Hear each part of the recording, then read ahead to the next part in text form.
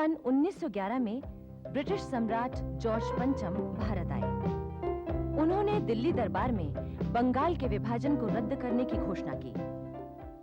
सन 1912 में गोपाल कृष्ण गोखले दक्षिण अफ्रीका होकर आए। उन्होंने दक्षिण अफ्रीका में भारतीयों पर होने वाले अत्याचारों की चर्चा बड़े विस्तार से कांग्रेस अधिवेशन में की। इसके साथ ही उन्होंने इन अत्याचारों के खिलाफ निंदा प्रस्ताव भी पारित कराया। सन 1913 में सैन फ्रांसिस्को में एक सम्मेलन आयोजित किया गया था, जिसमें अमेरिका के विभिन्न भागों में रहने वाले भारतीयों ने भाग लिया और $15,000 की राशि जमा की। इसी अवसर पर इंडियन एसोसिएशन की नींव रखी गई और सन 1857 के गदर की स्मृति में गदर नामक पत्रिका का प्रकाशन हिंदी, उर्दू, मराठी और गुरुमुखी में शुरू हुआ। इसी गदर पत्रिका के नाम के कारण बाद में इंडियन एसोसिएशन का नाम गदर पार्टी हो गया। लाला हरदयाल ने इस पार्टी के लिए बहुत काम किया। वो गदर पार्टी के मंत्री चुने गए और सोहन सिंह भाकना उसके अध्यक्ष। सन 1914 में कई महत्वपूर्ण घटनाएं हुई। सबसे महत्वपूर्ण घटना थी प्रथम विश्व युद्ध का आरंभ। जर्मनी, फ्रांस, रूस, बेल्जियम, इटली, अमेरिका, जापान आदि अनेक देश इस विश्व युद्ध में कूद पड़े थे। इंग्लैंड भी इस युद्ध में शामिल हुआ और इस कारण युद्ध का असर भारत पर भी आया। देश के अनेक नेता इस अवसर पर ब्रिटिश शासन की मदद करने की बात कर रहे थे। दादा भाई नौरोजी, मदन मोहन मालवीय आदि अनेक नेताओं का कहना था कि अगर इंग्लैंड इस युद्ध में हार गया तो हम मुसीबत में पड़ जाएंगे। किंतु दूसरी ओर ऐसे लोग भी थे जो ब्रिटिश सरकार से ये मांग कर रहे थे कि वो भारत में भी स्वतंत्रता और आत्मनिर्णय के उन्हीं सिद्धांतों को लागू करे जिनके लिए अनेक देश युद्ध कर रहे हैं। इसी समय लोकमान्य तिलक बर्मा की मांडले जेल से छूटकर भारत वापस आए। एक आयरिश महिला एनी बेसेंट ने भी इन्हीं दिनों भारतीय राजनीति में प्रवेश किया। श्रीमती एनी बेसेंट बड़े ही स्वतंत्र विचारों वाली महिला थी। भारत आने से पूर्व इंग्लैंड में उन्होंने रूढ़ियों और अंधविश्वासों को तोड़ने के लिए जबरदस्त संघर्ष किया था। उन्होंने मजदूरों के लिए भी आंदोलन चलाया था और भारत तथा आयरलैंड के स्वतंत्रता आंदोलन का समर्थन किया था। 1882 में उनके जीवन में एक महत्वपूर्ण मोड़ आया। थियोसॉफिकल सोसाइटी की संस्थापक मैडम ब्लेवेट्स्की से एनी बेसेंट की मुलाकात हुई और वो उसमें शामिल हो गई। मैडम ब्लेवेट्स्की की मृत्यु के बाद एनी बेसेंट ही थियोसॉफिकल सोसाइटी की प्रमुख बनी। सन 1893 में श्रीमती एनी बेसेंट भारत आई। भारत के प्रति उनका प्रेम निरंतर बढ़ने लगा। भारत की धार्मिक, सामाजिक उन्नति और शिक्षा का प्रसार तथा राजनीतिक आजादी के कामों में उन्होंने गहरी दिलचस्पी ली। सन 1916 में श्रीमती एनी बेसेंट ने आयरलैंड के होम रूल आंदोलन की प्रेरणा से मद्रास में होम रूल की स्थापना की। इससे प्रभावित होकर लोकमान्य तिलक ने भी Akhil Bharatiya home rule league स्थापित की और जल्दी ही देश भर में इसकी शाखाएं खुल गईं। होम रूल के 4 प्रमुख सिद्धांत थे: स्वदेशी वस्तुओं से प्यार और उनका सम्मान, विदेशी चीजों का बहिष्कार, राष्ट्रीय पद्धति पर शिक्षा का संचालन और स्वतंत्र राष्ट्र की स्थापना। इस आंदोलन ने ही पहली बार राष्ट्रीय शिक्षा का नारा बुलंद किया था। यह आंदोलन इतनी तेजी से फैला कि ब्रिटिश सरकार ने इसे दबाने के लिए पूरी ताकत लगा दी और जून 1917 में श्रीमती एनी बेसेंट को गिरफ्तार कर लिया गया, जिससे आंदोलन और भड़क उठा। आखिर सरकार को मजबूर होकर श्रीमती एनी बेसेंट को रिहा करना पड़ा। विश्व युद्ध के दौरान भारत ने ब्रिटेन की भारी सहायता की थी। ब्रिटेन की सरकार ने भी बार-बार घोषणा की थी कि वो संसार में लोकतंत्र की रक्षा के लिए पराधीन राष्ट्रों को आत्मनिर्णय का अधिकार देने के लिए युद्ध कर रहा है। किंतु श्रीमती एनी बेसेंट ने लोगों को इस भुलावे में न आने के लिए बार-बार आगाह किया। उन्होंने स्पष्ट कहा था, भारत युद्ध के दौरान दिखाई गई राजभक्ति का इनाम नहीं मांगता। वो अपने बेटों के रक्त और बेटियों के आंसुओं के बदले में स्वतंत्रता की किस्तों का सौदा नहीं करता। वो तो एक राष्ट्र होने के नाते अपने अधिकार चाहता है और साम्राज्य की प्रजा की विभिन्न जातियों के बीच न्याय की मांग करता है। आपको याद रहे कि भारत क्या था। आपको जानना चाहिए कि ईसा के जन्म से 3000 पहले भारत वाणिज्य और व्यापार में महान था।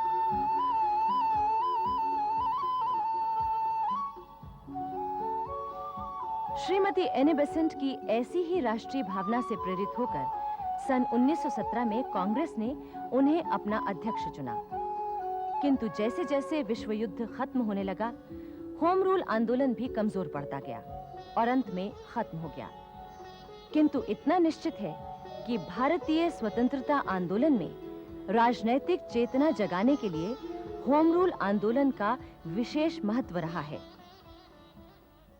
जापान में रहने वाले भारतीय कामागाटामारू नामक जापानी जहाज पर कनाडा स्थित ब्रिटिश कोलंबिया की यात्रा पर निकले। वहां उन भारतीयों के साथ अत्यंत अपमानजनक व्यवहार किया गया। इससे परेशान होकर वो लोग भारत के लिए रवाना हो गए।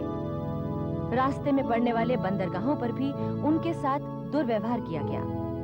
जब वो भारत पहुंचे तो उन्हें यहाँ के बंदरगाह पर उतरने की भी अनुमति नहीं दी गई। आखिर किसी तरह कामागाटामारू जहाज हुगली बंदरगाह पर उतरा। वहां से उन यात्रियों को बज-बज रेलवे स्टेशन पर पहुंचाने की व्यवस्था की गई। उनके लिए ब्रिटिश सरकार का आदेश था कि उन्हें कलकत्ता या अन्य किसी स्थान पर न रुकने दिया जाए, बल्कि सीधे पंजाब भेजा जाए। उन थके हुए यात्रियों ने सरकार का यह हुक्म मानने से इनकार कर दिया। इस पर पुलिस ने उन पर गोलियां चलाईं, जिससे 10 लोग मारे गए।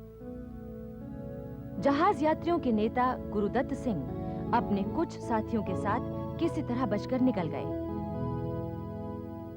इसी समय एक और महत्वपूर्ण घटना हुई। ये थी दक्षिण अफ्रीका से मोहनदास करमचंद गांधी का भारत आगमन। गांधी जी के इस आगमन के बारे में पंडित जवाहरलाल नेहरू ने कहा था, गांधी जी हवा के उस तेज झोंके की तरह आए जिसने हमारे लिए इस खुली हवा में सांस लेना संभव बनाया। 26 दिसंबर 1916 को लखनऊ में कांग्रेस का 32वां अधिवेशन शुरू हुआ।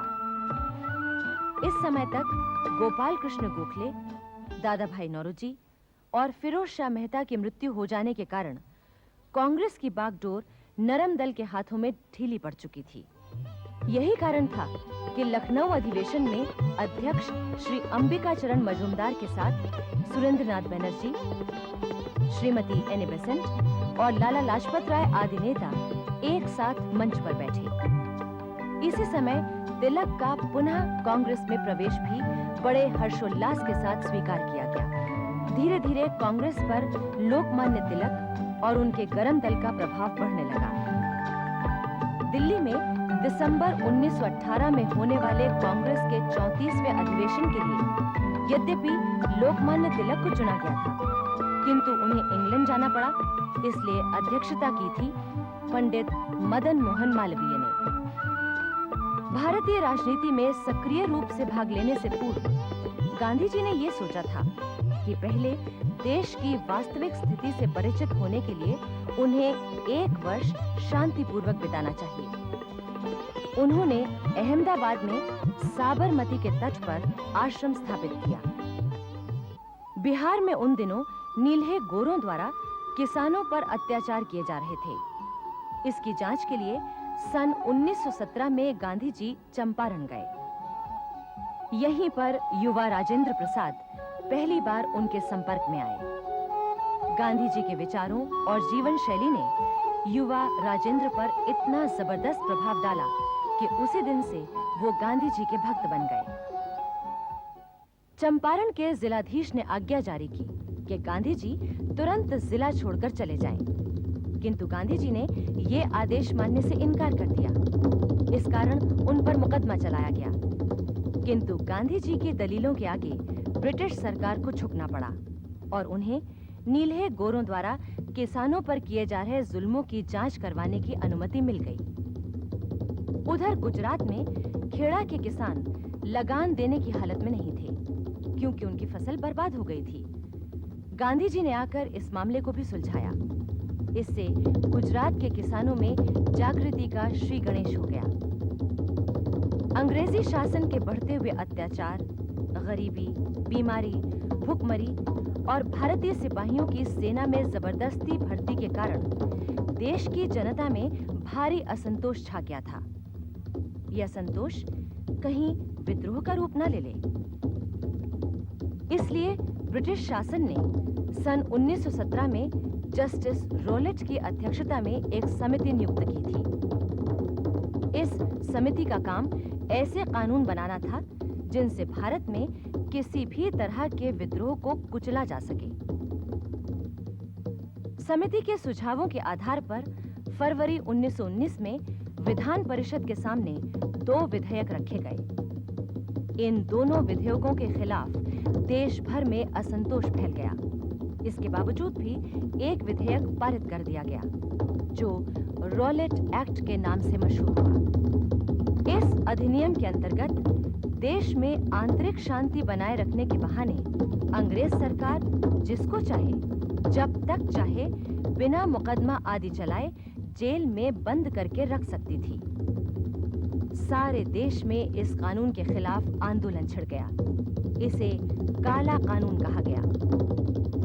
गांधी जी इसी समय पहली बार भारतीय राजनीति में खुलकर ब्रिटिश शासन के खिलाफ होकर सामने आए और उन्होंने जनता से अपील की कि 6 अप्रैल को देश भर में हड़ताल की जाए, रोलेट एक्ट पास करने के खिलाफ शोक दिवस मनाया जाए। गांधी जी ने वायसरॉय को स्पष्ट लिखा था कि उनके मार्ग में हिंसा का कोई महत्व नहीं है। इस सत्याग्रह अभियान का उद्देश्य राजनीति में क्रांतिकारी परिवर्तन और मनुष्य की नैतिक शक्ति की प्रतिष्ठा करना है। 6 अप्रैल को सारे भारत में एक कोने से दूसरे कोने तक हड़ताल हुई। बंबई में समुद्र के किनारे चौपाटी पर बहुत बड़ी भीड़ इकट्ठा हो गई। गांधी जी उस भीड़ में थे और सरोजनी नायडू उनके साथ थी।